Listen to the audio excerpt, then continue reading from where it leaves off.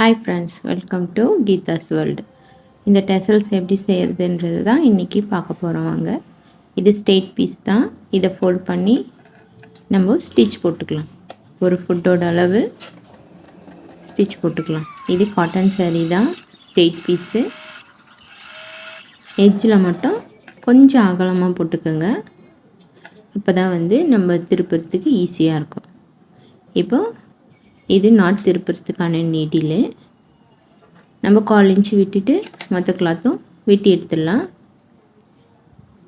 இப்போது இந்த ஹோல்குள்ளே விட்டு நம்ம ஹூக்கை லாக் பண்ணிடலாம். இதில் லாக் பண்ணிவிட்டு பொறுமையாக இழுத்திங்கன்னா ஃபஸ்ட்டு கொஞ்சம் டஃப்பாக இருக்க மாதிரி இருக்கும். ஃபஸ்ட்டு வந்துருச்சுன்னா அவ்வளோதான், ஈஸியாக வந்துடும். இது காட்டன் சாரீ, ஸ்ட்ரெயிட் பீஸு, அதனால் வர கொஞ்சம் சிரமமாக இருக்குது. ஆனால் எடுத்தாச்சு. பாருங்கள் எவ்வளோ மெலிசாக நமக்கு பைப்பிங் கிடச்சிருச்சு. இதே நார்மல் கிளாத்து கிராஸ் பீஸ் இருந்தால் இன்னும் ஈஸியாக கிடைக்கும். சரிங்களா? இது கிடச்சிருச்சு, அவ்வளோதான். இப்போது சாரீ கிளாத்தில் பார்டர் எடுத்திருக்கேன்.